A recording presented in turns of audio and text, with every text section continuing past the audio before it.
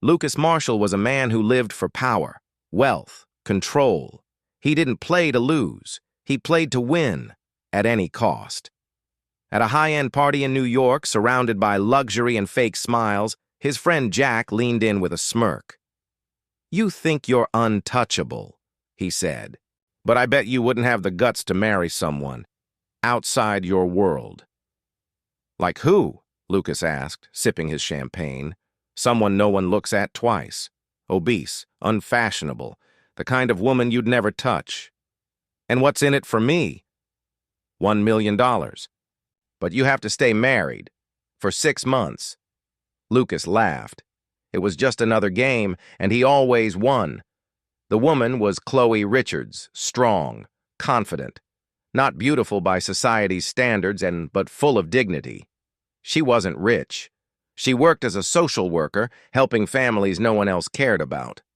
When Jack told her about the bet, she didn't refuse. She said yes, not for money, but for justice. Years ago, Lucas had destroyed her father's small company. No warning, no mercy, just a cold business move. Her father couldn't survive the loss. He took his own life. Chloe never forgot, and now fate had handed her the chance to make him feel even a fraction of that pain. Their first meeting was at a luxury restaurant. Lucas wore confidence like a suit. Chloe walked in calm, unimpressed.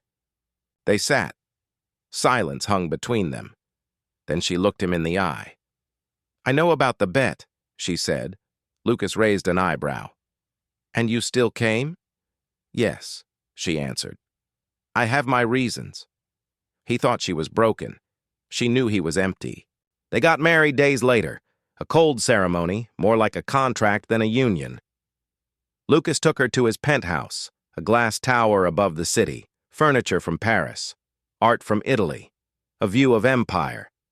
But Chloe didn't admire it. She stood by the window and said, 6 months. Not a day more. She refused his gifts, his trips, his attempts to control her.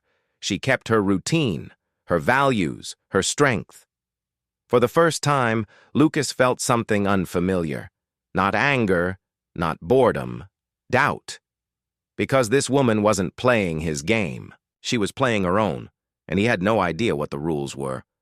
Lucas tried to impress her, then he tried to control her.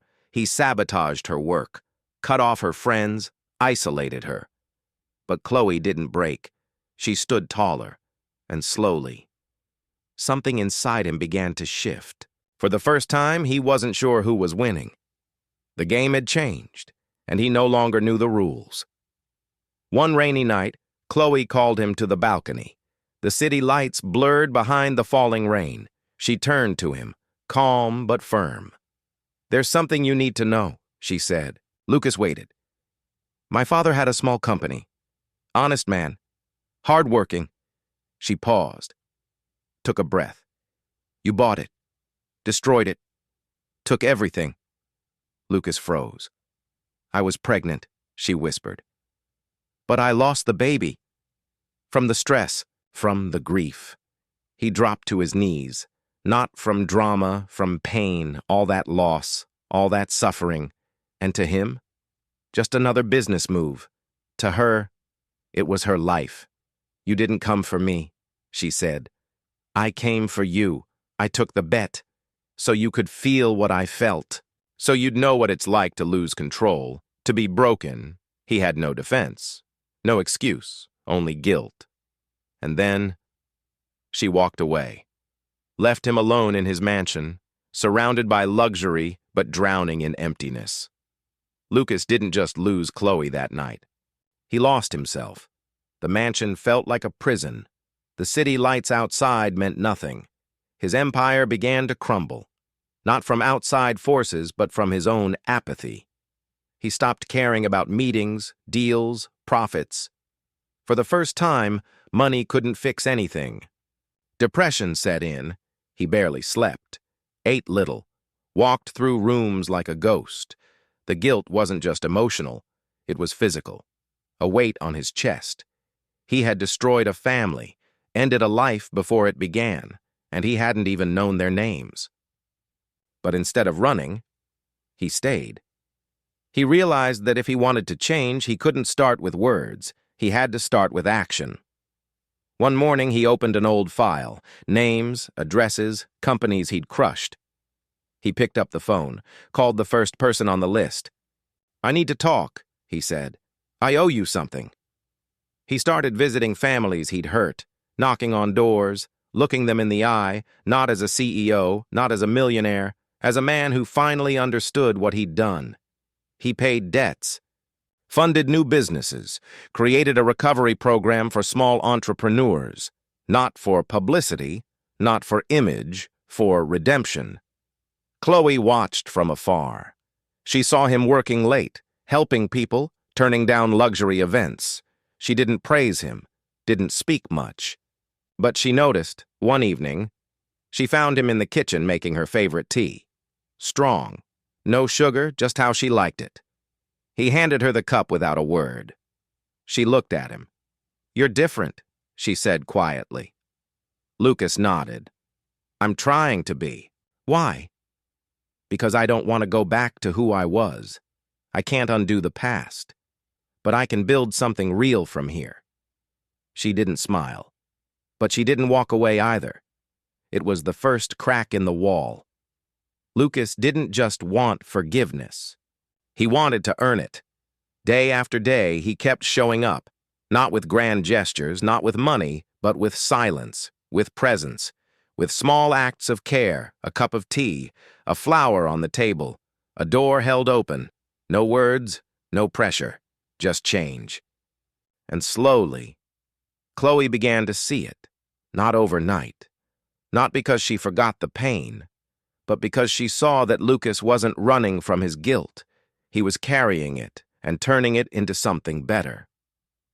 One evening, as they stood on the same balcony where everything had shattered, Lucas spoke. "I don't expect you to forget," he said. "I don't deserve that. But if you ever choose to give me another chance, I'll spend every day proving I'm worthy of it." Chloe looked at him. For the first time, there was no anger in her eyes, only reflection and a fragile hope. "We start over," she said quietly.